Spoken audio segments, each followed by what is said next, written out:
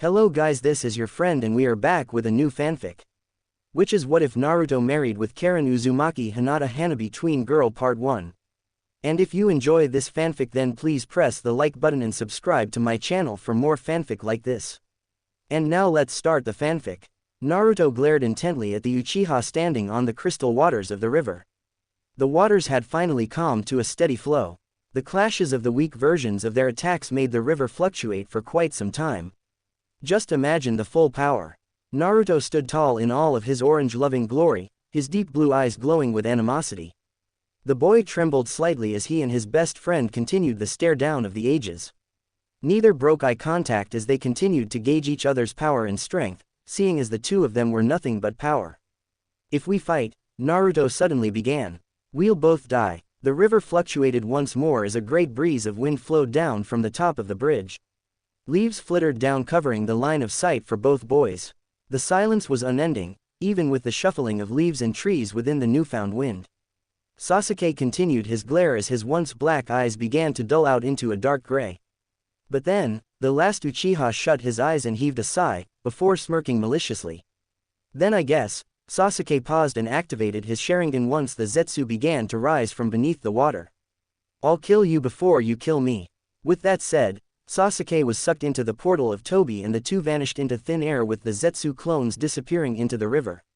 Naruto kept his glare up but looked away and faced Sakura and Kakashi before turning a deep shade of purple. Sakura's eyes shot from her head. She dashed for the boy and grabbed him before he fell into the river. She had a meek look on her face, and gave a small embarrassed smile to her sensei. "I forgot that the Kei-kunai was poisoned." Sakura let out a wry laugh and sighed in defeat. "Naruto, hold still and I'll heal you." No problem." Naruto groaned slightly as he rested his head in her chest. Healing chakra sprang up around her hand and began to soothe the pain radiating across his cheek and closing off the cut and removing the poison in the process. Naruto's face soon began to regain color and almost immediately, the boy was back to normal with the Kyuubi aiding in the healing process. Naruto quickly removed himself from Sakura's embrace and coughed awkwardly. The three of them jumped up the large bridge and headed towards the wounded prisoner. She was a red-headed girl with half of her hair being wild and all over the place and her other half being straight. She wore thick-rimmed glasses and had red eyes. She was lying against the railing of the bridge with a distraught look on her face as she came to the realization that Sasuke was no longer the same as what he once was. Nowhere near. A few footsteps were ahead and the girl painfully turned and faced the three Konoha shinobi standing at the other end of the bridge. She looked down and was hoisted up and piggybacked Kakashi as they left the scene. Her red hair waved softly as they tree-hopped away for their unconscious teammates and comrades. Her glasses began to slip down her nose, but were caught on Kakashi's neck guards. What is going on?" Karin looked tiredly at the team carrying her back to Konoha. "Damn that Uchiha, after all that I've done." Within seconds, she began to look over her life and everything that has led up to this point. A life filled with disappointment and lies. Promises unfulfilled, the wrong crowds and false love. Her eyes trailed down at the grass below their feet and took a deep sorrowful breath, but tried not to strain herself too much. The group made a quick detour and headed into the forest off the main road and found a small clearing with 4 bodies lying on the ground, 3 men and a large dog. All 4 of them began to wake up thanks to Sakura administering the antidote and healing their bodies and removing the poison from their systems. Almost immediately, Kiba burst into anger and began to scream at Sakura for how stupid she was and how little she had thought the situation through. But through all of this, the golden-haired boy of the group kept to himself and stared aimlessly into the grand forest surrounding them. One by one, Karin began to examine the Konoha ninjas' chakra signatures and one by one, she got a very good idea as to how these shinobi acted, thought and moral codes were. The pale-skinned black-haired shinobi was an enigma, and basically had a chakra aligning itself slowly with good. The dog and the kid with the fang tattoos on his cheeks, although loud and brash in person, his chakra was strong and peaceful and really loyal too. But the one that already had Karin slightly worried, and this is just from physical appearance, she was staring at the bowl-cut boy wearing the god-awful green jumpsuit. But even though she couldn't tell where his chakra coils were, she could sense the chakra there, and to be frank, she was impressed. The group, now fully healed and ready to continue on their journey back to the home village, Karin was fully awake and in less pain, but in pain nonetheless. But as they continued on their journey, the blonde orange-wearing shinobi was constantly arguing with the dog boy, as Karin began to call the tattooed boy. She was surprised by the interaction between Konoha shinobi and their comrades. With a moment of boredom, she actually listened in on their conversation. Naruto baka, Kiba finished with only the last part of the sentence being heard. Naruto. Karin's eyebrows rose slightly. That's the Naruto that Sasuke constantly griped about. Naruto clenched his fists and replied with a not up to par rebuttal, resulting in a punch to the back of the head, via Haruno Sakura. Naruto was bent over gripping his head, all the while, laughing with Kiba and Sakura. Soon enough, the laughter was contagious and had the rest of the team laughing, except for Karin. Her eyes were wide as she used her abilities to try and get a better feel of the shinobi that caused her former beau so much annoyance. You unbelievable, what is this chakra? Karin felt her body soar high into the sky. It was almost as if her pain and inhibitions were released from her body.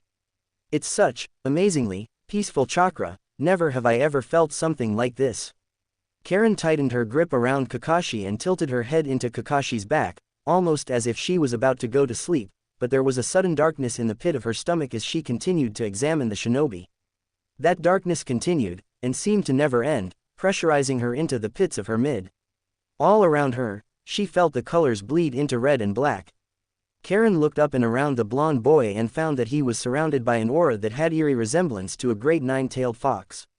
Karin had never once been so terrified. What really scared her though, was the untamable power that resided deep within the boy had her terrified that she was going to the same village as he was. That kind of power wasn't even felt when she and the former Team Taka took on the Eight Tails Jinchuriki. Karin tried to come up with a conclusion as to why he held such malicious power within his body, but filed it away for another time when she realized that she'd been staring at the back of the blonde's head. Her cheeks lit up slightly. She looked away and stared at the ground for a while. It'll be a while before I get into anyone like that, Karin whispered. The rest of the journey was quiet. No, it wasn't quiet, but rather, not as loud as it normally would have been. With Naruto off in his own little world thinking about his difficult situation with Sasuke, Kiba saying something stupid and the others not really saying much, it left Karin with much to think about, namely, where she stood, now that she was no longer aligned with anyone. I'll most likely get arrested and thrown into jail, Karin mentally shivered. Or worse, I'll get executed. Karin reached over with her hand and weakly, pushed her glasses up the bridge of her nose and somehow, once more, his gaze landed on the figure of Uzumaki Naruto. Karin continued to stare and was genuinely surprised at his appearance. Everything Sasuke said, Karin thought. It's almost as if Sasuke was jealous of him. This Naruto is nothing like the one that Sasu, the Uchiha, always spoke about. Naruto put his arms behind his head and started to walk slowly for just a moment. He was lost in his own thoughts as he stared off into the trees above them. The small rays of light tickling his whiskered cheeks and bouncing off of his sun-kissed hair. Naruto stopped suddenly and took a small breath before sighing in content and continuing forward. Karin quickly noticed that Sakura had a flash of worry on her face, only for it to disappear before she could examine the pinket's expression any further. Karin shut her eyes and took the same action, making Kakashi turn his head slightly. The Junin gave her a small look, but then gave her an eye smile. Karin raised an eyebrow and rested her chin in his shoulder, knowing that she is still too weak to walk on her own. Kakashi simply fixed her position on his back and sped up the pace since he was starting to fall behind Kiba. The Cyclops of a Junin sped up his steps and started to catch up to the somewhat speeding blonde just a few clicks away from him. Once he caught up with Naruto, Kakashi looked over to see Naruto had no expression on his face. Naruto's cerulean eyes were glimmering and looked deep in thought. Karin saw this, and for the first time, she had seen his face up close and was surprised by his facial appearance. From all of the descriptions that Sasuke gave her, she had half expected Naruto to be some god-awful thing to look at, but to tell the truth, she felt that the blonde wasn't too bad. He looked over from the corner of his eyes and gave Karin a small smile. Karin felt her face heat up from just how bright his smile actually was. Suddenly, she sensed a great burst of peace and happiness radiate from the blonde smiling at her. His glinting teeth seemed a bit much, but Karin seemed to not mind the sight. But there was a sudden burst from that peace once more. It was powerful and it filled her mind with darkness. Everything was thrown in a 1,000-mile-per-hour downward spiral. But from the darkness, the girl was met with two powerful blood-red eyes that glared, menacingly into her own crimson eyes. Her skin shuddered, and grew cold in the presence of such powerful orbs. She could feel her chakra fluctuating because of the powerful force that seemed to practically be breathing in her face. Her eyes were wide when she saw what seemed to be the face of a beautiful, light-skinned, redhead with the most beautiful violet eyes that Karin had ever seen.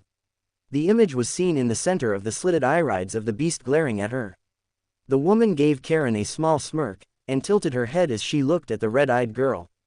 Karin's eyes were wide and filled with fear. Karin felt her jaw unhinge, and felt her heart race in fear. This boy that she sensed is filled with such strange secrets that Karin couldn't even fathom. But the dark chakra narrowed its blood-red eyes and sent a major burst of its own charka, nearly scaring Karin off of Kakashi's back. Looking back to the normal world, Karin found that she was now on the ground.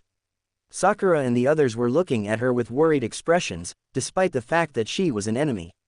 But once Naruto came into the scene, Karin saw a quick flash of the crimson eyes staring at her through Naruto's own blue. The redhead had seen a lot of scary things in her life, but never had she ever felt that dark. Never had she felt that terrified. In a quick move without thinking, she started backing away once Naruto reached forward with his hand. A small pang of hurt reverberated through his heart. He looked down and slowly retracted his hand, but Karin quickly reached out and grabbed it. With a quick and brisk apology, Naruto lifted her from the ground and carried her on his own back, rather than Kakashi's. Karin's sensing abilities were exploding in all directions from the amount of dark chakra shooting off of Naruto's body. Karin gripped tightly, tighter than what she did with Kakashi. Actually, with Kakashi, she held him loosely, hence the fact she fell off. Naruto nearly choked from the amount of pressure she was pressing on his neck, but immediately loosened. "Oi, Naruto," Kiba started, "I think the redhead likes you." "How youthful Naruto-kun," Lee howled, "I don't like him, I am just making sure that I don't fall off again." Karin roared back, nearly causing Naruto's eardrums to burst. "You baka, now, no need to get feisty." Kakashi gave her another eye smile. "We're all trying to go to the same place now. Don't worry," Naruto said in a reassuring voice. "We'll get there all fine and then we'll all go our separate ways." At the village, Naruto was walking towards his most frequented place in the entire village, Ichiraku Ramen. His stomach grumbled and tumbled as he walked through the streets of his home village. Everything around him was making good progress in being rebuilt, especially with the help of Yamato's Mokuten Jutsu. A small smile grew on his lips as the civilians began to cheer his name and wave lovingly towards their newest hero. Some even went so far as to say, "I hope you become Hokage one day." Naruto didn't know if they were kissing up to him, or if they were truly genuine in their words. For so long, he was ostracized and made an outcast by many of the people that cheered his name. For the longest time, the only form of interaction between him and the villagers was the occasional blurb of harsh words, or even going full out and actually kicking him or tossing him about, or just downright slandering him in any way they could, be it talking behind his back, or insulting him to his face. But now, he didn't know how to respond to their kind words and kind actions. So, he simply hunched his shoulders slightly and looked down towards the dirt road with a light blush on his cheeks. Making a quick turn, Naruto walked towards the nearest exit and took the quickest detour towards Ichiraku. After all of those years of running off to find a quiet and secluded place to cry, gave Naruto an imaginary map of the entire village, one that is burned into his mind probably to the end of his days. Looking up, Naruto felt his eyes light up from the sight of the little paper lantern moving swiftly in the blowing wind.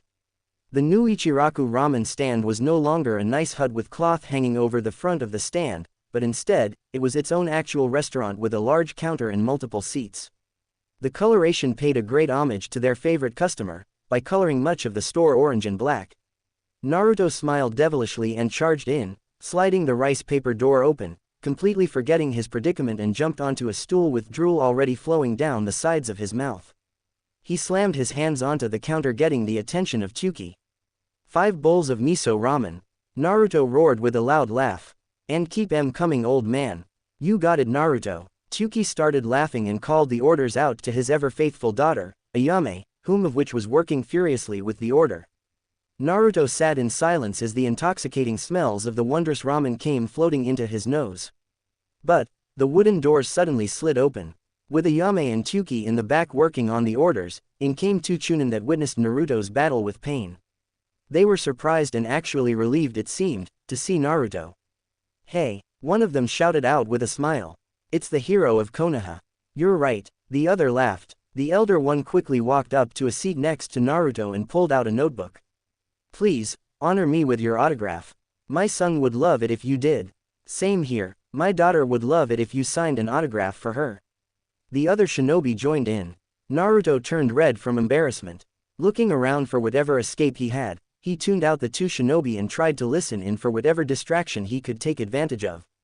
Thanks to the newly renovated Ichiraku ramen stand, the Ichirakus hired a full staff of waiters, cooks and even delivery men and women. So once Tyuki got the order of deep-fried pork cutlets, the order came out first. With a ring of the counter bell, Tyuki got the attention of one of his delivery men. But Naruto quickly kawaramied with the delivery man and took the order himself and started running away as fast as he could towards wherever he could. After he felt that he was a good distance away from Ichiraku ramen, he looked around and found that the street he was on was quite desolate and empty. He sighed and sat against the nearest wall and slid down and rested on the ground, placing the order next to him. He leaned his head on the wall and stared at the deep blue sky without a thought in his mind. But, then, he realized that the order belonged to someone.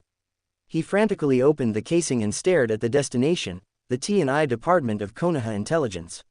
He shut the casing for to-go food and shot to his feet.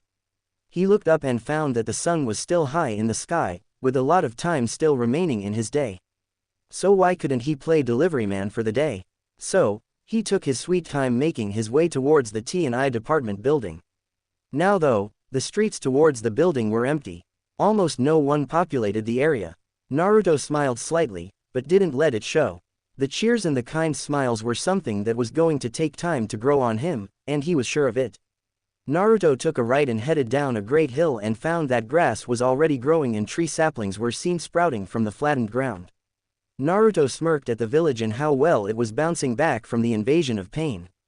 Taking another detour and finding the surprisingly small building labeled with the symbol of the T&I Department of Intelligence on the front, Naruto opened the door and walked inside of the building and headed for the prison rooms. It was a quaint journey, no one to mock him or insult him, no one that begged for him to let them free, and best of all, no new fans to bother him. He found the only room holding any people within it and knocked. There was a quick reply and the door slid open to reveal Karin sitting in a chair while picking her nails while two interrogators were bickering like children and Ibiki was rubbing his temples. Naruto held in his laughter, remembering the terrifying and imposing figure that Ibiki was as a man. The blonde walked ahead and shivered in fear once Ibiki stood from his seat. The larger and older man kindly took the casing of food and started laying out the meal in front of the redhead sitting behind the table. "You've got your food, now eat up." Karin ordered this. Naruto asked, "Why? She runs a hard bargain for information." Ibiki groaned. "Why don't you join in on the interrogation, Naruto? Since my two subordinates are being less than adequate." Why not?" Naruto sighed and pulled up a seat and sat next to Ibiki. "I was hoping that I could eat my ramen by now." "Okay, now tell us what you know of the Akatsuki and what they're planning," Ibiki said with a voice that demanded respect. "You have literally no reason to hold back information." "Hold on," Karin replied with a small smirk. "I just need to finish my delicious pork cutlets, Kami. You Konoha people sure know how to cook." "I'm impressed. Don't try changing the subject, Karin." Naruto grabbed her shoulders. But suddenly, the two disappeared in a puff of smoke. Somewhere, the smoke cleared and the two were now in a vaguely familiar room, well to Naruto that is. Once the smoke was officially cleared, the two looked around awkwardly and found that Lord Fukusaku and Lady Shima were sitting at the other side of the table with wide eyes. Karin's eyes bugged from her head and she nearly freaked out from being in the presence of toads of all things. Then she looked down to see caterpillars, insects of varying sizes. She quickly shot a hand to her mouth to hold in her incoming gag. "Fukusaku-sama, Shima-ba-chan." Naruto cried out and dropped Karin off of the table and headed off to give the two toad sages the tightest hug he could muster. "Wait, what in the world am I doing here? What the heck is she doing here?" Fukusaku asked. "I thought we only summoned Naruto-chan." These two were apparently in physical contact. Shima replied. "Well, young lady, whom might you be?" Karin. The redhead replied. "No surname that I know of." "Well then, how were you two in contact with one another?" Shima asked. Karin was surprised by the amount of chakra that the two elder toads possessed. To be frank, the girl was slightly terrified. I was interrogating her, Naruto quickly replied. She was a part of Sasuke's team, so she could possibly have information about the Akatsuki and what they're doing with Sasuke. So she's an enemy? Fukasaku asked with a raised eyebrow. Karin's eyes nearly widened when she felt a chakra spike from the green toad. But before Karin could reply, Naruto raised a hand and shook his head. He then turned his head and looked at the redhead sitting in one of the seats. Karin was surprised to say the least. She barely knew this guy, but he was so quick to defend her against whatever these toads meant to him. She felt his chakra fluctuate in a way that made his actions seem genuine. He had a stern look on his face as he stared the two toads down. There won't be any need to kill her, or dispose of her, Naruto said. She's under my protection since it's my fault that she's here. Are you sure, Naruto-chan? Shima asked. I am dead serious, Shima-ba-chan. Naruto smiled softly. Besides, Ka-chan seems to like her. Outside, the group began to walk towards their destination and seemed to be making a good walk, although the walk was plagued by the innate rambling of Karin. Naruto was confused and seemed to be wondering and worrying about the redhead's sanity. But then after at least 10 minutes of blocking her out, he sighed and decided to listen in on what the redhead was saying. I seduced him, I helped him for nothing. That damned Uchiha tried to even kill me. The nerve of that guy. Karin placed her hands on her hips and glared viciously towards nothing. And yet, why do I feel this way for him? Why didn't he feel the same? Was there someone else? Was it because I wasn't smart or strong enough? Am I not attractive? Karin sighed and looked down, stopping suddenly. I bet it's because of my cursed red hair. Why the hell does this sound familiar? Naruto thought with a strange look marring his face. Suddenly a bright blush formed on his cheeks and he quickly forced his hands into his pocket and started walking forward with a quick pace. The images of the first meeting of his mother came flittering in his mind. She's almost exactly like Ka-chan. Well, actually it's because of your red hair that I think you're beyond beautiful. Naruto suddenly blurted out. Did I just say that? Naruto. Karin looked at him with a light blush growing on her cheeks. What did you say? Nothing. Let's just continue on to the Great Toad Sage. Naruto started walking faster, trying to get away from the redheaded girl. But, Karin looked with a distraught expression on her face. Whatever, he probably didn't even mean it. Karin charged forward and followed Naruto with the same pace that he was going at and followed the toads towards the central husk. The four entered and bowed to the various toads staring at them and walked through the great structure towards the Great Toad Sage of Mount Myoboku. A great door was opened and they came to see the sight of a massive toad with a grand hat on his head. Hey, I kinda, Karin was starting to stutter in the presence of such great beings. There was so much that she didn't know about Naruto, and most of those things, she could do without knowing. See, can I go back? If you want to stay in a prison cell for an unspecified amount of time instead of hanging with Konoha's number one knuckle-headed ninja, then go ahead. Naruto said without a single stutter. You could stay with me and I'll be able to let you walk around and be free, to an extent. What do you mean? Karin asked, slightly worried for what he meant. With a quick sensing of his chakra, she found nothing wrong that would signify any evil intent with his words. I mean, stay under my protection. Naruto replied. With me, the village won't bother someone under the protection of the hero. I mean, thanks, but why? Karin asked. Why are you doing this for me?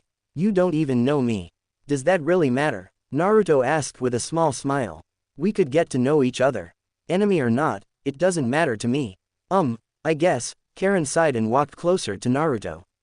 So what are you, and what is all of this? Well, for starters, this is the home of the Toad Summons.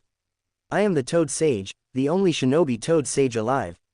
Naruto began. I have mastered Senjutsu, and that big toad is the Great Toad Sage. That's amazing. Karin looked around the room with wide eyes as she examined every crack and crevice and started sensing the large toads surrounding them from the corners and the walls and outside of the building. Everything has chakra, it's amazing. The old Toad Sage began. Who are you again? Karin and Naruto face faulted and glared somewhat at the old senile toad. Karin was the first to straighten up, but then Naruto followed shortly. He was glaring at the old toad, but then, the wrinkled lips of the toad began to crease and began to open. I have received another prophecy, the future, he began. It will be one filled with great strife, a great battle will rage between every shinobi, and a clan will be restored and the other will be destroyed. Either the clan of the red eyes or the clan of the red hair, and whichever path you choose, it will decide how the world will either end or be rebirth. How do I do this? Naruto asked. How do I even begin to take a hold of this prophecy? The Kyuubi, another toad said, you must control the beast in order to bring peace. It is the first key to the door that opens to your true potential. But with this key, there is another.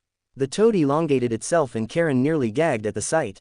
The toad unraveled its scroll body and it came to reveal a complex seal formula drawn upon the scroll. On the far right though, there was an Uzumaki swirl with a box on top of it. The toad nodded at Naruto knowing that the boy knew full well of what he was to do. Wait, Karin suddenly said, the Kyuubi, didn't the Yondaime kill the beast? No, Naruto replied, in truth, he sealed the beast inside of me. I am the Jinchuriki of the Kyuubi no Kitsune. And this seal was devised by the fourth to allow me to control the beast. Naruto-chan, Fukasaku chided, I don't think it's wise to give information so freely to enemies, former or not. I know, Naruto replied, but I trust her. Anyway, let's get this going on. A flame of chakra formed on each fingertip as he placed his palm onto the empty box. The chakra burned into the scroll and the seals began to grow from his chakra, and spread onto his body.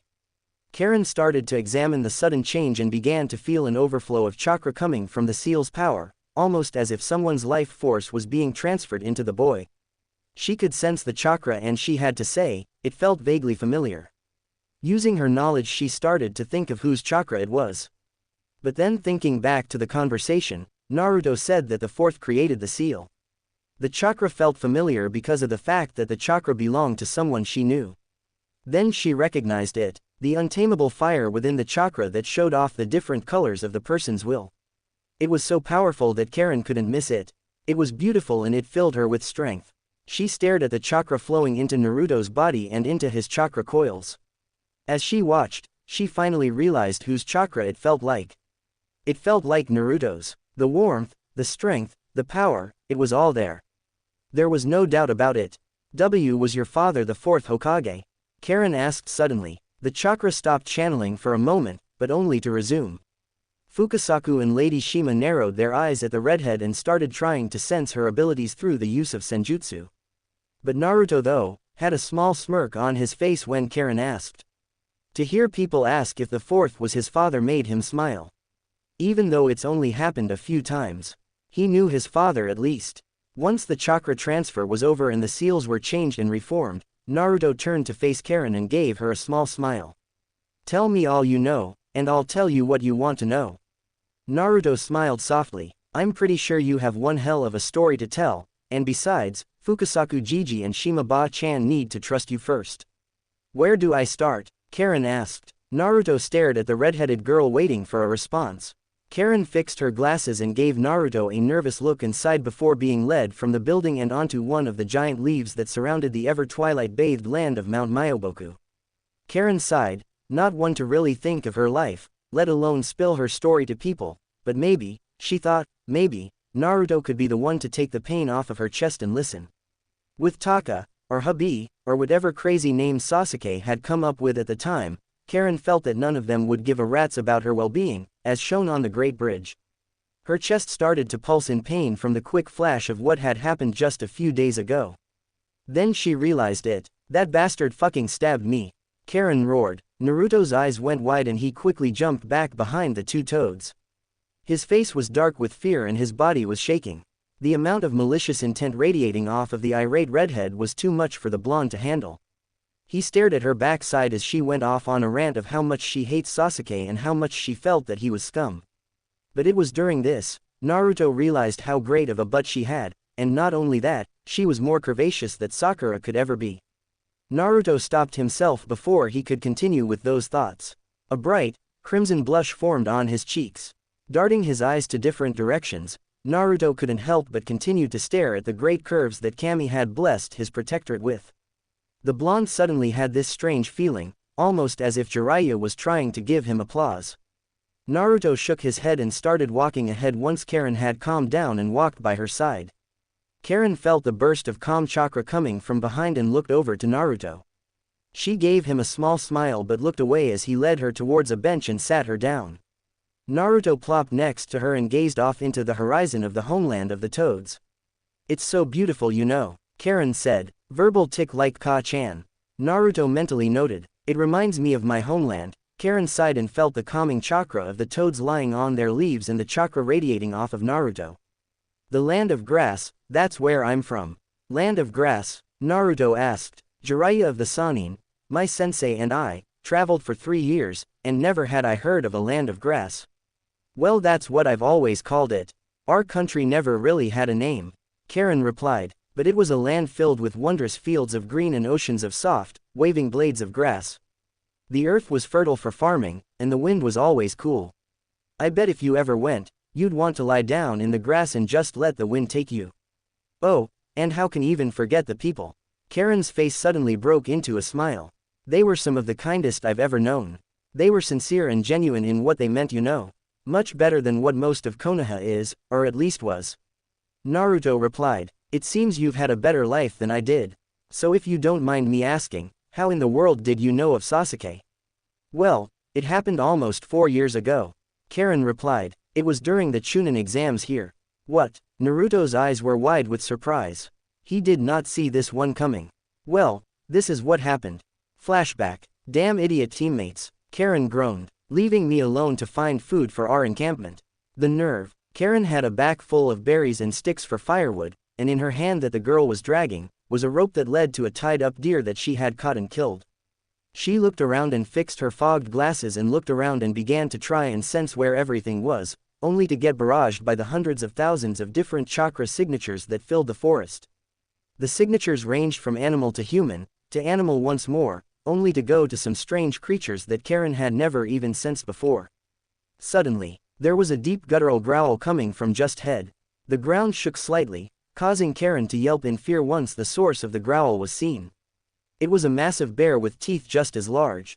Karin jumped back and hit the ground and began to try and slide away, but the bear raised one of its massive paws and brought it down, forcing Karin off the ground. The girl grabbed onto a branch of a tree, leaving her food and resources on the ground below. After making a quick calculation of her position relative to the best kill spot to the bear, and not taking into account the abilities of such a large bear, she dropped down onto the creature and reached for the knife in her glasses, but just as she was about to get the bear rose, and slapped the red-headed girl away, smashing her into a tree. The bear glared at Karin and looked like it was about to eat her. It began to walk forward with a small pace and growled menacingly at the redhead. Karin shut her eyes waiting for the inevitable, but there was a small bang, it was followed by a shout. Karin's eyes sprang open to see a black-haired boy with a blue shirt, drop-kicking the bear in the head. After another series of the same powerful kicks delivered, the boy stood tall with his back to the redhead, showing off his clan crest.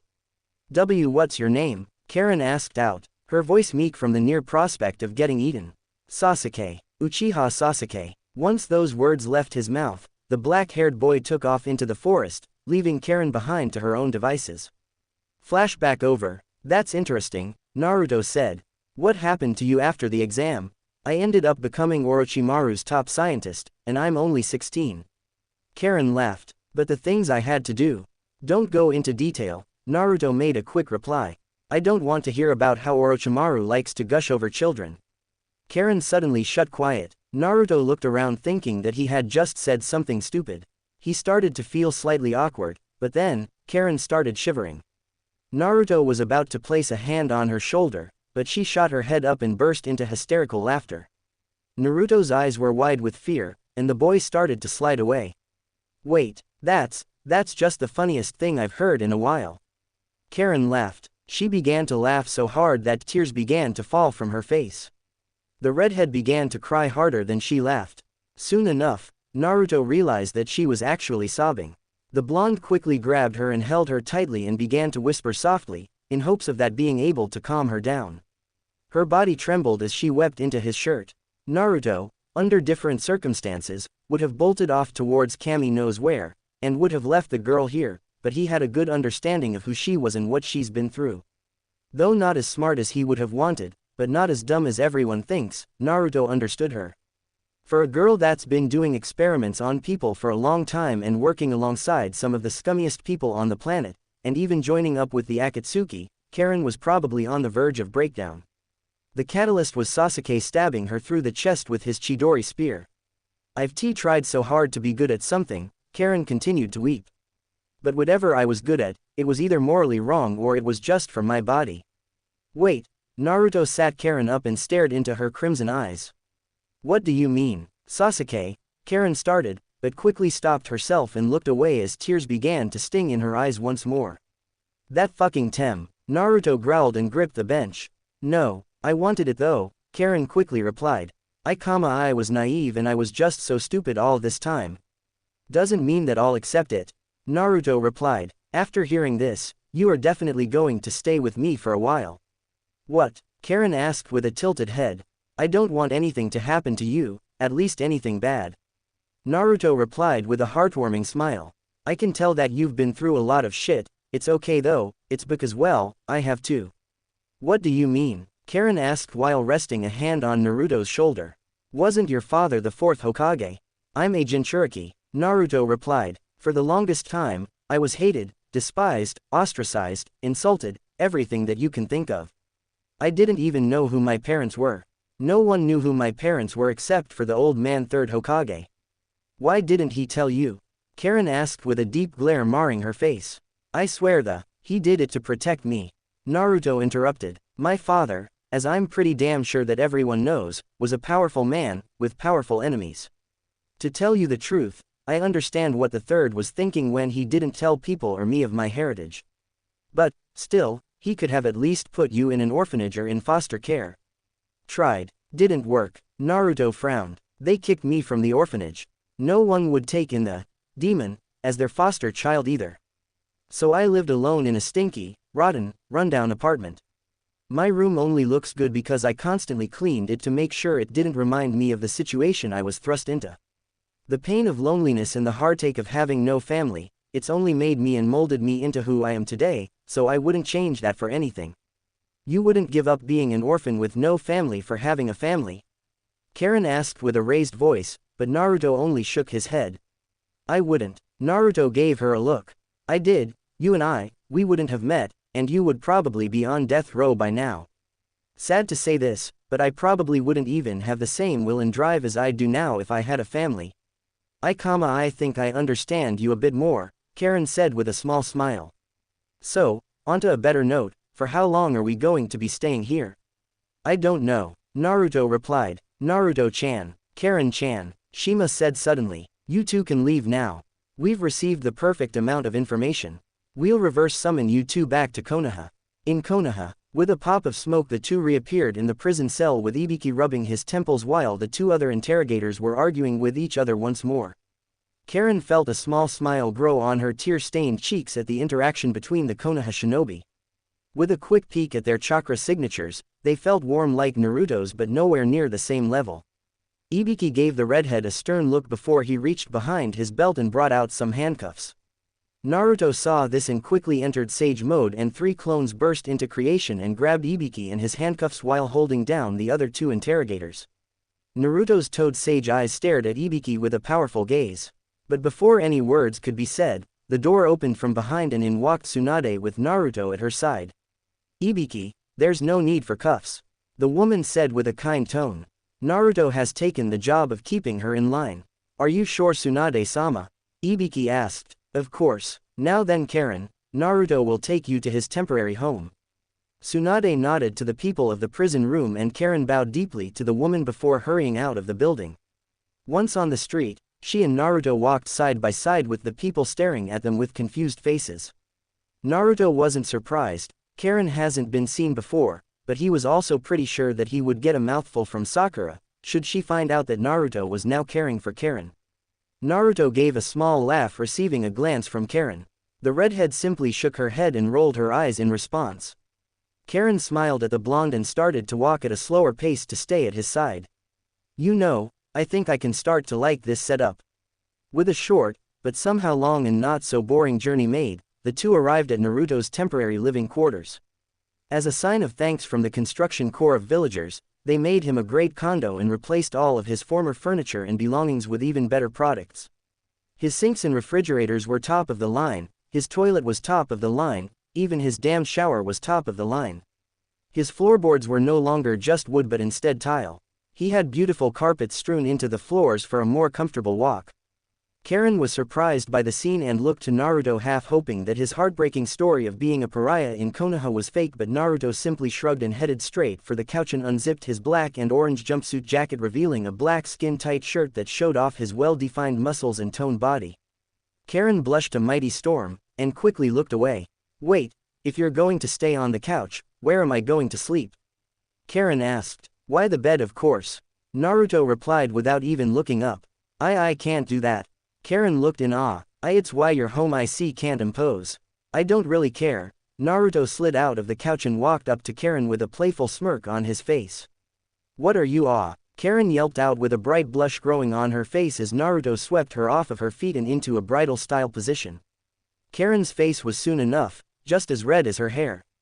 Naruto shook his head and slowly slid his bedroom door open to reveal a large king-sized bed and slowly laid Karin onto the mattress.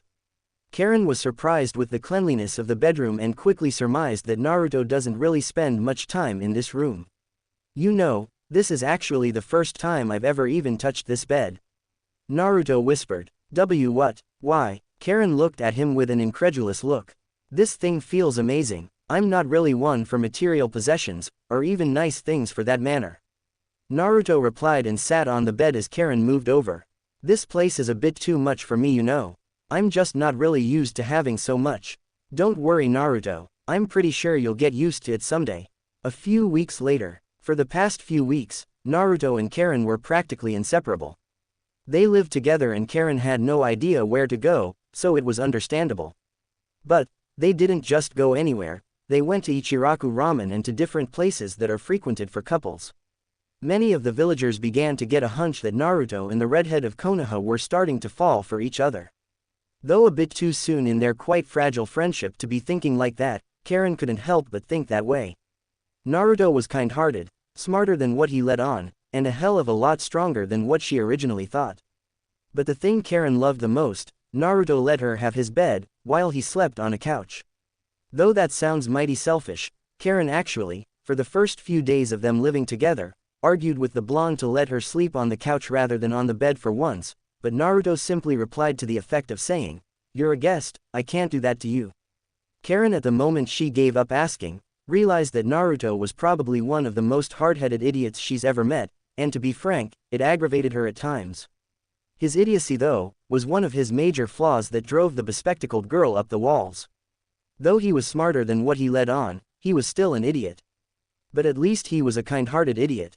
Karin for so many hours put in large arguments and amounts of pain into the blonde Jinchuriki only for him to continue his idiotic ways.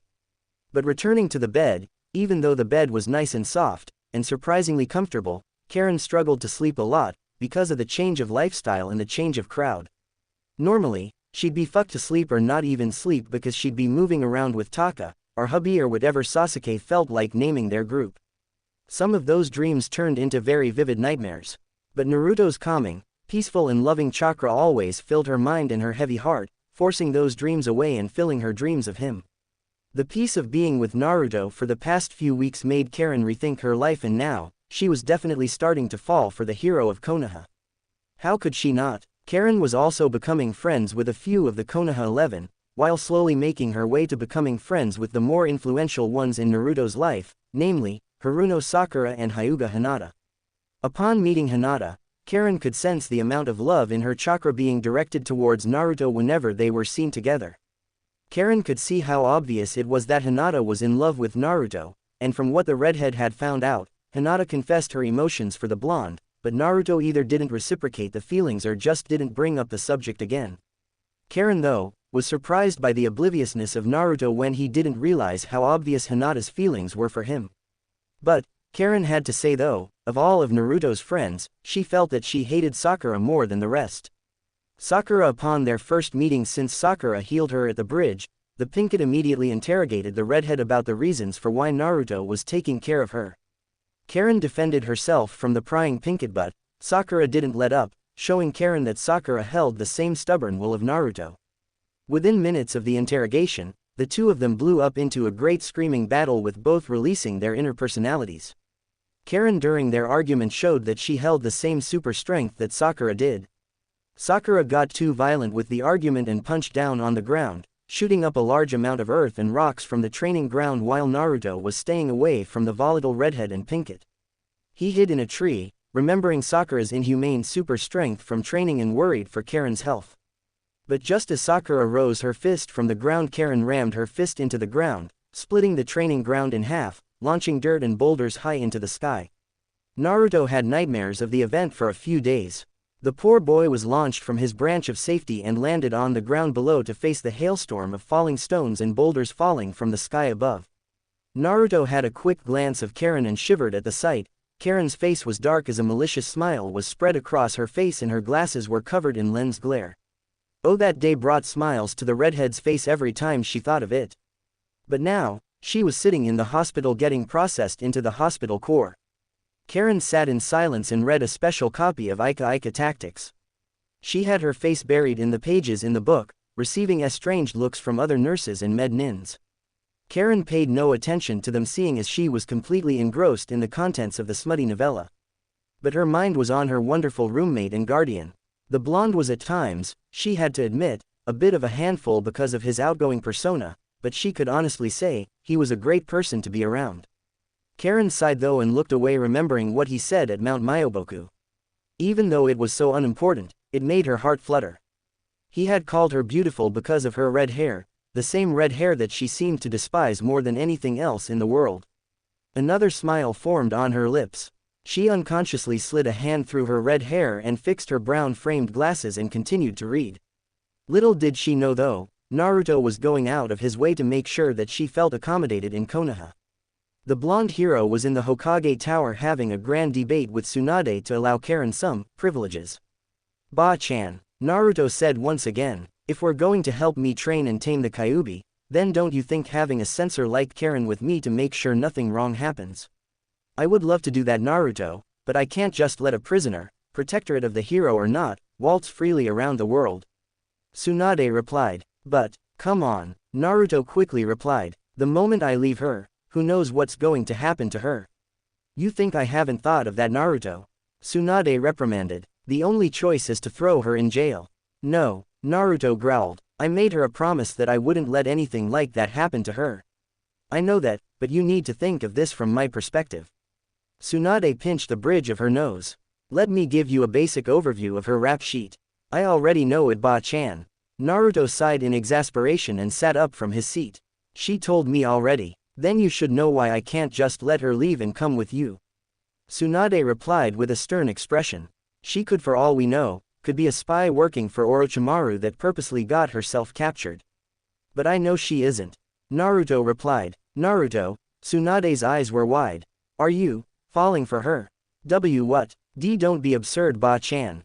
Naruto replied with a small tint of a blush forming on his cheeks. She's just a friend. Whatever you say, Naruto, Tsunade laughed. But getting back to our argument, I can't allow Karin to leave the village just because you say that you trust her. She's not even a shinobi aligned to any village. Then make her a shinobi of this one. Naruto blurted without thinking. You want to run that by me again? Tsunade asked with a raised eyebrow. Goad him into it. I was saying, make her a shinobi of this village. Naruto replied with a little less than adequate confidence. She's a good medic, hell a damn good one, and she's literally one of the best censors I've ever met. She could tell if someone's lying just by reading their chakra. Those are skills that I've got to say that are priceless. You drive a hard bargain, Naruto, but you still haven't convinced me. Tsunade smirked. Just a little more, then put her in a new team of genin that are trying to become chunin. Hell, you could even put me in that team. Naruto stood from his seat and rested his knuckles on the desk with his head dropped low and his hair covering his eyes in shadow. Naruto, she isn't even a genin. Tsunade-sama. The Hokage's eyes went wide, but Naruto went ahead and chose to continue. I will never call you that ever in your life, but I am now, just to show you the gravity of this situation. I'm listening, Naruto. Tsunade motioned for the blonde to continue. I'm not as dumb as most thought I am, well, at least not anymore. Naruto whispered. I know of the war, and don't act so surprised either. I talked to the great Toad Sage, and remember, he's all-seeing and all-knowing. I need to control the Kyuubi so we can strike a defining blow against the Akatsuki on the battlefields. With me they're in control of the Kyuubi's power, we'd be unbeatable and there wouldn't be any senseless casualties. Well Naruto, you're only a genin. No one will listen to you, even if you have the power and the skills. Then let me and Karin go to the Chunin exams coming up soon in Sunagaku. Naruto replied without a stutter in his words. We have the skills, we have the abilities. Let Karin get into the shinobi corps, I'll vouch for her. I'll do all I have to do to keep her safe. Why? Tsunade asked. I don't know. Naruto sat back down. There's something about her. I think that she's a main part of this prophecy that the Great Toad Sage was talking about. She's important, or else the Great Toad Sage would have told her to leave. It's happened before, you know. So you're saying? Tsunade stopped to think back to the beginning of the conversation when he ran the prophecy by her the first time. Karin could be the mother of the red-haired clan or the red-eyed clan. Not really. I'm just saying that Karin is important to it all. Naruto replied. The first step to all of the strife is by doing something that could change the course of the entire prophecy, and I intend to do this as the first step. Karin is strong Ba-chan, she just needs the right push to bring it out. I saw her potential firsthand when she sparred with Sakura. Alright Naruto, you've convinced me. Tsunade threw her hands up in defeat and sighed. You've won me over. Really? Naruto looked up with a hopeful expression. You sure gave up pretty soon. Nah, I was just enjoying our argument. Tsunade gave him a small smile. Naruto face faulted but straightened up and rubbed the back of his head. Now get the hell out of here Gaki. I have some blasted paperwork to do. You got it Ba-chan. Outside, Naruto walked down the street with a smile beaming off of his face. After spending the last few weeks in the company of the irate redhead known as Karin, Naruto couldn't help but feel his heart flutter while being in her presence. Maybe the old hag was right. So what if he did have feelings for Karin? It's not like it mattered anyway. At least that's what Naruto told himself. After the nights when Karin would have those vivid nightmares of hers and he'd have to calm her down using his chakra, the blonde felt inclined to keep her happy and keep her safe. Besides, she was living with him for crying out loud. But the last nightmare she had was of Sasuke and what he had done to her. Her screams and her gasps for air were embedded into his mind. The genuine fear and pain being released from her voice was palpable. When Naruto woke the redhead from her slumber, her once crimson eyes were pale in comparison to what they normally were. The memory of her pain was a sore spot in his mind. Her tears spilled onto his clothing and her cries were deafening. But the real problem though, was making sure that her glasses stayed safe and unblemished. Without them, Karin was as good as blind. Knowing firsthand of how bad it was Karin reacted, Naruto never again wanted her to experience that fear. He shook his head of those depressing thoughts and began to sift through his memories for more appropriate images. Especially that one time when he and Karin went for a walk in one of the newly formed parks. The green grass waving softly and tickling their arms and legs, and the soft winds blowing through their hair, Naruto smiled at the serene image but shook it off, knowing that if he continued on those thoughts, he might bump into someone. Where could she be? Naruto thought to himself. She is a medical person, so the hospital is a good place to check. At the hospital. Thank you for your time Karin-san. I hope we'll see you again. The nurse bowed to the redhead with a smile spread on her face. Thank you too. Karin replied with a curt bow and walked out through the glass doors only to smash face first with Naruto.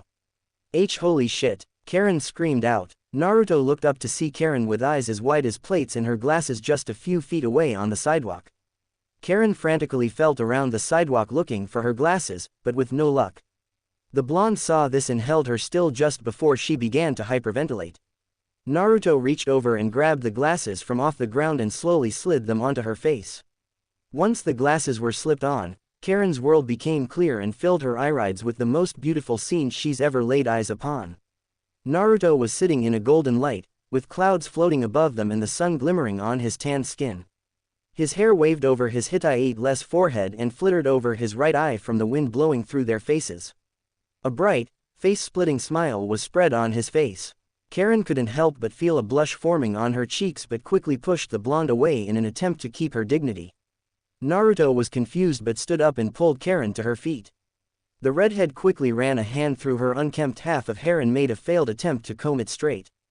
The two coughed awkwardly and looked away from each other only to make a powerful link of eye contact. So, Karin drawled. What are you doing here? Looking for you of course. Naruto smiled once more and put his hands behind his head. I've convinced the Hokage to make you a genin of Konohagakure no Sato. Karin's eyes went wide. She was frozen in place with her mind flying and spinning in all directions without much thought in her red head. Her brain was painfully fried with little cognitive ability.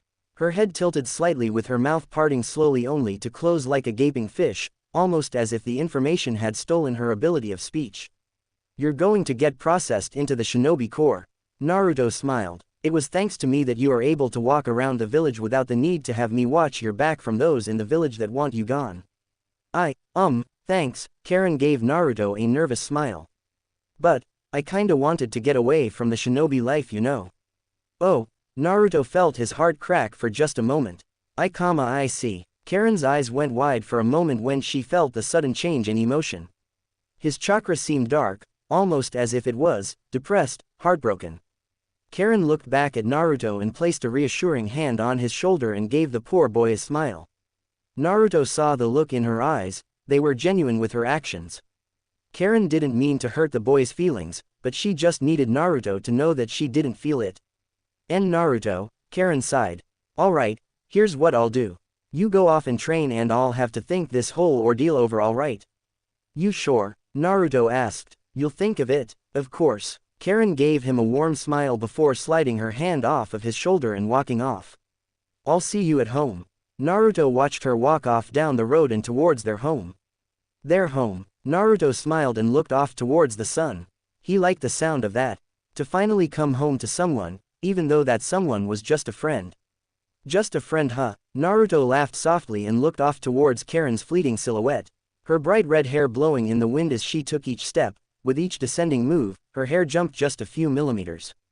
The girl though suddenly stopped sensing Naruto's emotion and turned just enough so that her eyes could be seen staring back at him. Blue locked with crimson. Blushes began to creep on their faces as they continued to stare at one another, but Karin was the first to break and started to hurry off down the street as she sunk into her collar to hide her deep blush. Naruto though stood enchanted in the center of the street for the entire world to see. His extra strap of his hitai blowing wildly in the powerful gust of wind. He let out a soft sigh and turned around to head for the nearest training ground. People nodded to him and greeted the hero and even gave him free foods and shinobi supplies as he walked down the main strip of Konoha. Slowly, Naruto was getting used to the kindness in their actions, the kindness in their smiles. Naruto now began to smile back and wave towards those who went out of their way to let him know that he was no longer hated. Naruto stood straight and slid his hands into his pockets with little care and continued on his quiet journey to the training ground. Karin though was having a more difficult situation. She was still red-faced with a heavy blush still adorning her cheeks. Her red eyes darting from here to there, looking for something to take her mind off of what she felt from Naruto's chakra. It was powerful, stronger than anything before. It felt protective and caring. It felt like love, attraction. Karin didn't want to accept it and quickly pushed it away. To her, it was too damn early for that. Even though they've been living together for nearly a month, neither of them should be having those feelings. Karin stopped in the middle of the street and turned to her right only to see a reflection of her. Karin raised a hand and ran it through her red locks only to sigh in disgust. Her eyes trailed away and towards the corners of the mirror and up towards her actual body. Though not as curvy as someone like Hinata or Ino, but still curvier than Sakura, Karin couldn't help but say that she looked good physically, but it was her personality that she was afraid of. What if he gets to know the real me? Karin continued to stare at herself, while unknowingly caressing the unkempt side of her red hair. What if he tosses me aside once he knows the true me? Hell no, he won't. Karin could have sworn that her reflection just shouted that to her. You felt his chakra. He is sincere, unlike that Uchiha bastard. But before everything went to shit, Sasuke's chakra felt the same way. Karin thought to herself, Kami, why the hell was I so fucking stupid? You were being naive. Every girl our age is like this. Reflection. Karin replied, just sleep it off. You know what, I'm sleepy. Karin stretched and continued on her journey towards her new home. Ooh. Naruto stood in front of a small grave site that he put together himself, with 3 kunai embedded in the ground in a triangle formation. In the center of the triangle was a gravestone with a bouquet of flowers made from paper, a small green book and a picture. The picture itself was the most important of the 3 objects. In it was a picture of Jiraiya sitting down with Naruto fast asleep on Jiraiya's back. The blonde-haired boy smiled softly at the image and the memories that came with it. He stood from his bent knees and bowed his head to the gravesite and tightened his hitai. Naruto threw up the cross-hand seal and poof, 2 clones popped into existence. The 2 of them stared at Naruto, immediately getting the message. The 2 clones dropped down in cross-legged positions and began to meditate. Their job was to work on gathering senjutsu chakra as quickly as possible. The real Naruto channeled senjutsu chakra into his body as quickly as possible. Once he was finished, the eyes of the Toad Sage were upon him. Orange eye shadow grew with the eyes of toads taking place instead of his regular cerulean orbs. Naruto channeled some chakra and sent out a strange signal towards the rest of the forest in an attempt to rouse any bloodthirsty animals. Knowing full well that fighting another human was terrible and killing an animal was no different, he needed to get attacked first. But, suddenly, the ground began to shake as a great beast began to tear through the forest, ripping trees from their roots and the ground itself. In front of Naruto was a great gorilla, not native to Hai no Kuni, or anywhere that he knew of at least. The gorilla launched its fist down, launching up a great hailstorm of boulders and rocks, much like how Karin does. Naruto weaved in between each boulder as it descended and charged forward for the beast itself. Naruto looked around with his sensory ability and found that his 2 clones were in danger and needed to be protected. Naruto turned his attention back to the gorilla and formed an Udama Rasengan just before he rammed the ball of volatile chakra into the gorilla's face, knocking it back. Naruto slowly floated down to a tree branch below and stared off at the massive creature he was facing. The gorilla sat back up and glared at the blonde standing proudly from the top of his tree. This training got more serious, I guess. Naruto thought to himself. Yo, Kyuubi, think you can lend me some of that oh-so-coveted chakra of yours? Don't sass my power runt. Kyuubi replied with a growl. Just be lucky that I don't like losing. Now get lost and beat that stupid primate. Yeah. Naruto shut his eyes for just a moment, but once he opened them, his eyes came to reveal the Toad Sage mode eyes, but with a black slit going down the center vertically. The orange eye shadow that formed turned into a blood-red color. The gorilla felt his sudden increase in power and began to surge its own chakra, blowing away a few trees in the process. This gorilla wields its chakra as well, but isn't smart enough to use ninjutsu, Naruto thought to himself. Suddenly, the beast swung its hand down at unbelievable speeds, annihilating the tree that Naruto once stood on. Naruto, though, was able to dodge the attack and landed on the back of the gorilla's furry hand. The boy narrowed his eyes at the malicious look that the gorilla was sporting, but they quickly sprang open. Naruto jumped off of the gorilla's hand as he had sensed something big coming from the gorilla. It was powerful, hot and extremely dangerous. The beast bent back as a great surge of chakra was felt building up in the gorilla's belly, just before a great gust of hot wind came from the massive primate. The gorilla's belly began to glow a dangerous orange color, just before the gorilla belched out a fireball the size of the Fire Country. Naruto's eyes grew wide at the sight, but he didn't show any fear. If anything, he welcomed this new and somehow powerful-looking beast. The massive ball of fire came closer and closer, incinerating everything it flew by, and turned trees into instant ash, surprising Naruto of its actual power. The sage shut his eyes and channeled as much senjutsu as he could, knowing full well that if he failed, it was over for him. Naruto applauded himself, knowing that the best way for him to perfect his skills was under pressure. He channeled the senjutsu chakra into a massive and invisible blade. Molding and folding, carving and building, Naruto forced as much as he could into the blade. Since his chakra control was shit, he was struggling harder than what he should be. Looking back at his clones, the 2 of them had finally finished gather enough senjutsu chakra to last at least 10 minutes each. He smiled softly and formed 2 shadow clones, both imbued with senjutsu, and the 3 Narutos began to mold the chakra into the great blade that the original required. Just as the fireball got within range, Naruto swung the great invisible blade down, and split the great ball of fire in half, and dissipated the attack altogether. The gorilla growled and screeched at Naruto, signifying its terrifying charge. Naruto shut his eyes as his 2 clones charged forward with Udama Rasengan formed in their hands. The 2 clones jumped up and rammed the attacks into the gorilla, blowing it back a few feet, leaving it open for a third attack. Once the smoke and chakra residue subsided, a Rasenshuriken came zooming in at amazing speeds. The attack rammed the beast in its chest, blowing it high into the sky, before the attack itself expanded in proportion to the amount of chakra the beast had. When Naruto looked up towards the beast, all he could see was a gigantic spear of spiraling charka, shooting wind and blades of energy in all directions. It was such a powerful attack, that even the clouds were contorting to the energy being released from his attack. Once the charka cleared, the gorilla began to fall back to the ground below, unconscious and unknowing of its own fate in the fight. Naruto dashed forward with his two clones at his side as they channeled chakra to their legs to make them go faster. Once they got underneath the gorilla's shadow, the three began to channel as much senjutsu chakra as they could to their arms and legs and bodies, to empower themselves so they could catch the blasted creature thing, so the beast wouldn't die. Karin finally plopped down onto the bed of her home. She was too tired to take her pesky glasses off of her face, so she just laid on her back, allowing her body to rest. But something was bothering her.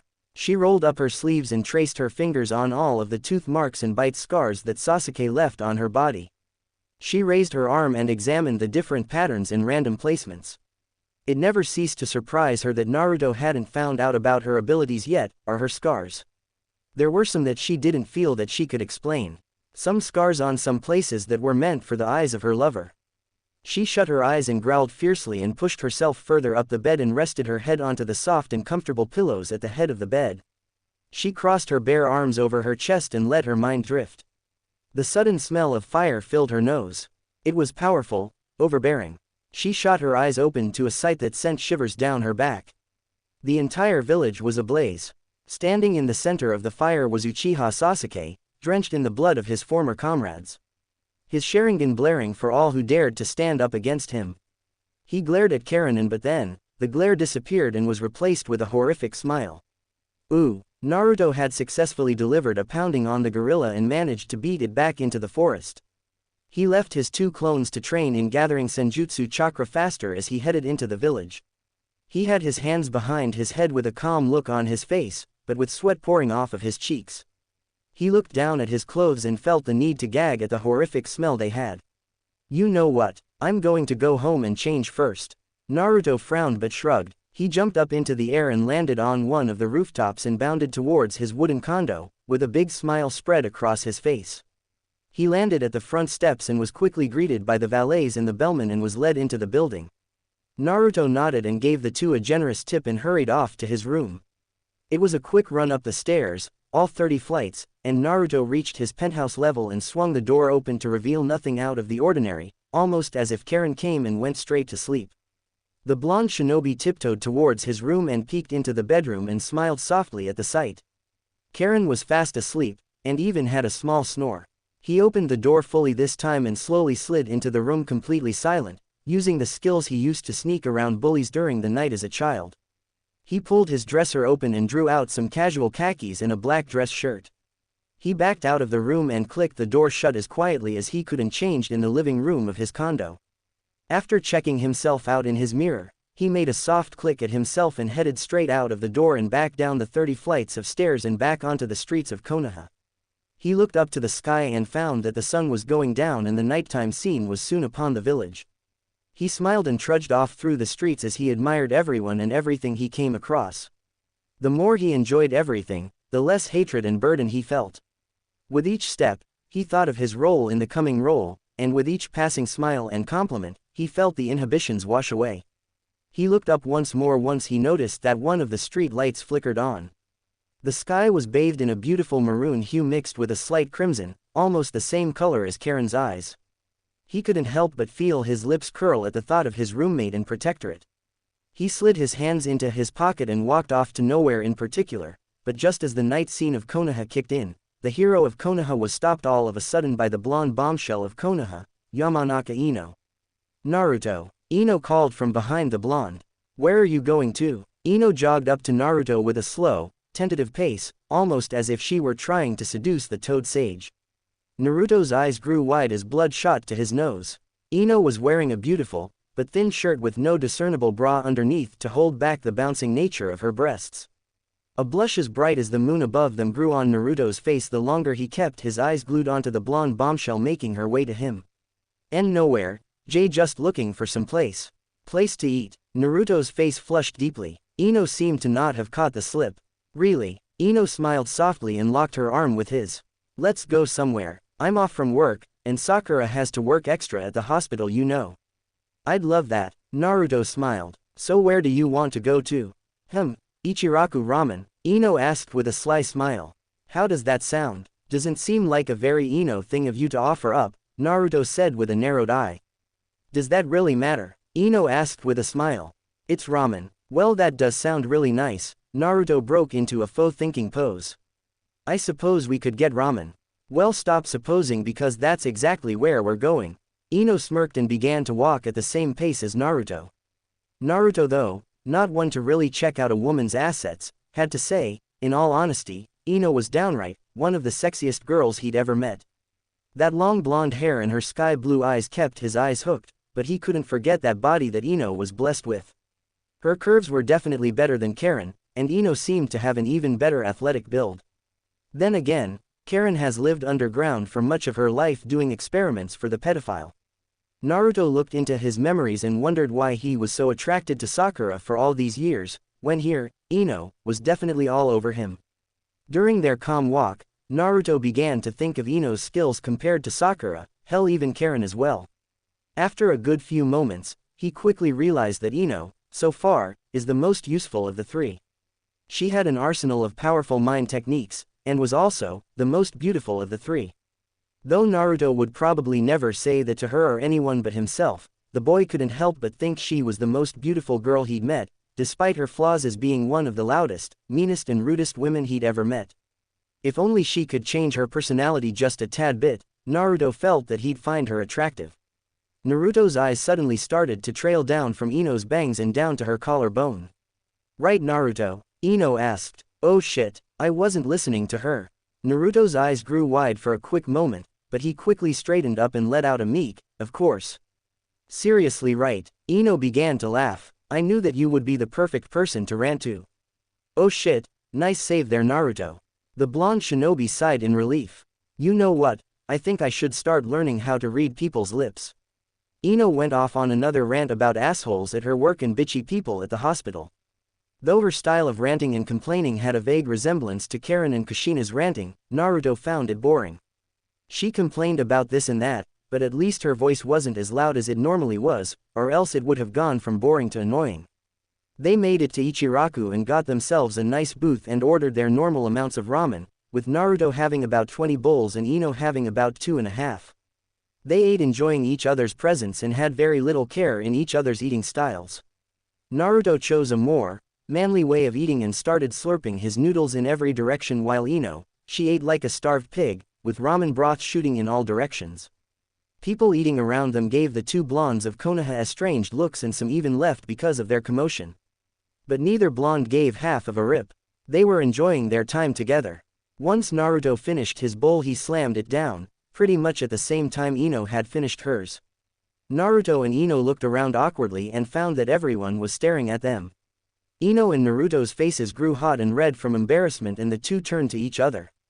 Within moments, the two burst into some heavy laughter. Their laughter was contagious, though. One by one, the people of the restaurant began to laugh with the two blondes. But it died down by the time the two blondes were on their way down the street. It was a surprisingly cool night, compared to the normal temperature that summer nights would be in the Land of Fire. Naruto and Ino were close together and stayed in a comfortable silence reigning between them. The different stores were bright and open for the various people still walking around at this time of night. Looking up, Naruto found that the sky was clear and the stars of the nighttime sky were twinkling brighter than what he'd ever seen before. The bright crescent moon high into the sky, shining down onto the village with what little light it gave. Naruto looked back down to the blonde he had in his arms. Ino had her head leaned into his arm as they walked. Upon her face was a great smile spread across her face, her white teeth glinting with each light they passed by. Hey, wanna see something? Naruto suddenly asked. Sure, what is it? Ino asked, but before she could continue, she was swept off of her feet and the two blondes took off through the rooftops of Konoha. Ooh, Karin was surrounded by grass, lots of grass. It almost reminded her of her homeland. The soft blades tickling her smooth skin with each breeze that flittered by. Karin shut her crimson eyes and stared off into the bright, beautifully cloudy blue sky and smiled at the warmth coming down from the sun. Its rays pounding through the cool breeze, warming her. She smiled even brighter when she sensed the amount of peace radiating off of Naruto from wherever he was. It was making her dream even more heavenly than what it would normally be. His happiness made her dreams what they were. His happiness soon started to take shape and Naruto began to form in her world. He was wearing a gray t-shirt with black jeans and some sandals. Naruto plopped down onto the grass below with a basket in his hands. The boy smiled softly with the same foxy grin that Karin had begun to love and began to remove the contents of the basket. Naruto motioned for Karin to move. Once she did, the blonde threw out a large blanket and started placing food onto the blanket: rice, chicken, turkey, pork. It was beautiful to Karin, but Naruto of course didn't stop there. He drew out a small wreath of violets and slowly slid them onto her head. Damn, Naruto must be really happy, Karin thought to herself. Never had something like this happened before. Sure, Naruto's chakra was peaceful and loving, but never had it been like this. Karin's heart beat faster as the dream continued and Naruto began to do things that Karin had always wished her dream man would do. Naruto reached out and gently caressed her cheek, feeling the burning hot blush forming on her face. Karin shook nervously with her mouth agape and shakingly pushed her glasses back up. Her breath hitched when Naruto tilted his head, allowing his hair to feel the full force of the incoming breeze. A sudden burst of peace shot from an outside source, most likely Naruto, and the scene began to grow warmer and it made Karin's heart beat heavily. Naruto suddenly grabbed Ino and crashed his lips upon hers. His hands were holding her arms, keeping her close to him to make sure that the redhead doesn't break away too early. The kiss was a simple one, even though both have had many kisses before, this one to Karin felt special. Maybe it was the overflow of happiness from her idiot roommate, or maybe this dream was just a parallel to what she truly wants from the blonde. But the sky suddenly darkened. The grass began to wilt and the trees around them burst into flames. Thunder boomed in the cloudy sky, but no rain fell. From the flaming forest came a spiky-haired boy with red eyes. Karin's own crimson eyes sprang open with fear, but Naruto shot to his feet and got ready to defend the girl. "Naruto," Sasuke said, "what are you doing with my cum dumpster? She's no longer yours to toy with, bastard." Naruto growled viciously. "Defending a whore?" Sasuke burst into laughter as he unsheathed his sword. "That's new. What happened to the oh-so-wonderful Sakura-chan?" "Nothing happened. Why do you think I'm with Karin?" Naruto simply replied. The blonde drew out a kunai and hunched over in a battle stance. "Kami Naruto." Sasuke laughed just a bit more and stretched his sword-wielding arm. "She's a useless whore. I'm surprised that she hasn't left you yet to sleep with the rest of the shinobi corps." "Screw you, Sasuke," Karin screamed. "I'm not like that." "Oh really?" Sasuke smiled devilishly. "Would you mind if I went ahead and told the dobi of our team's knights?" "Don't you dare," Karin screamed as tears formed in her eyes.